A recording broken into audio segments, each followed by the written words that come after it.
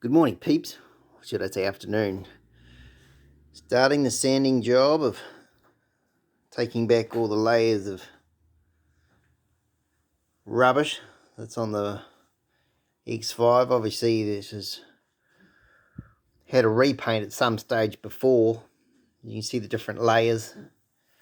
Like that there is the original clear coat, and then under that there's the new top coat, and then under that is the original top coat, and then under that you'll see a black come through, which is for the original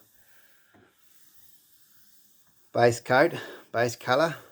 So I've got to take off all this clear, got to get that right back.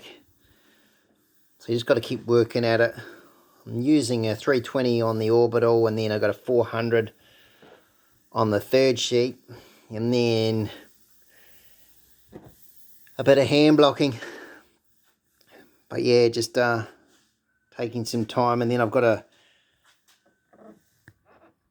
few stone chips to sort out, which is right down to bare, which I'll have to take those back and then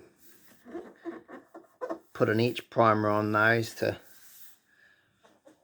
they don't keep coming through. Okay, I'll keep sanding away and keep you informed.